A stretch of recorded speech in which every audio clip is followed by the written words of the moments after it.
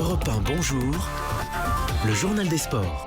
Avec Jérôme Lacroix. Bonjour Jérôme. Bonjour Samuel. À la une ce matin, un nom qu'on a plaisir à entendre à nouveau. Antoine Griezmann, 46 jours que l'Euro en France est terminé et cette finale perdue face au Portugal de Cristiano Ronaldo. Et justement aujourd'hui, c'est une autre finale que la star des Bleus va disputer face à la vedette portugaise. Les deux hommes sont candidats au titre de meilleur joueur européen décerné par l'UEFA, l'Europe du foot. Un titre honorifique mais prestigieux. Othman Azzedine, alors le nouveau chouchou, le nouveau bon génie de la France, a-t-il ses chances ? Ça risque d'être compliqué, sachant qu'il est opposé à Gareth Bale et Cristiano Ronaldo. Griezmann a pourtant des arguments. Finaliste de la Ligue des Champions avec l'Atlético, finaliste également de l'Euro dont il a fini meilleur buteur. Mais ça ne pèse pas lourd face à Gareth Bale qui lui a remporté la Coupe d'Europe et encore moins vis-à-vis de Cristiano Ronaldo qui a gagné l'Euro en plus de la Ligue des Champions.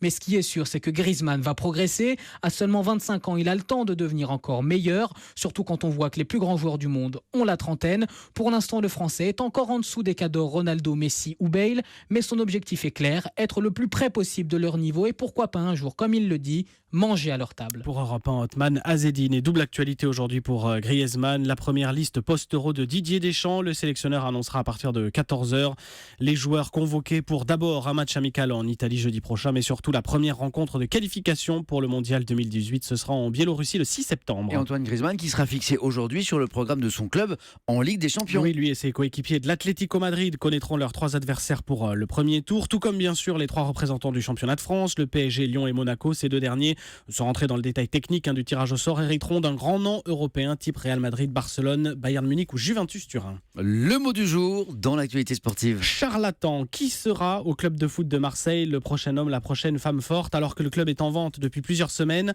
Les actuels salariés, pas plus que les supporters, ne veulent d'un imposteur. Alors pour l'instant, la vente de l'OM est un feuilleton qui paraît interminable, pour les fans notamment, pas mal de rumeurs. L'actuel entraîneur Franck Passy défend ce matin Margarita Louis-Dreyfus, l'actuel propriétaire. Un leitmotiv, patience. Si elle amène un charlatan qui au bout de 2 jours fait plier le club, donc il faut la laisser travailler. C'est facile de tomber dans la sinistrose et dire l'OM va descendre, taper sur les joueurs, les entraîneurs, tout ce qu'on veut. C'est plus difficile d'être un vrai supporter de l'OM et de dire moi je suis fier de l'OM même si mon équipe elle est en bas du classement. Alors on parle beaucoup d'une piste pour reprendre le club. L'homme d'affaires luxembourgeois Gérard Lopez qui ramènerait au Vélodrome l'adoré argentin Marcelo Bielsa en tant qu'entraîneur.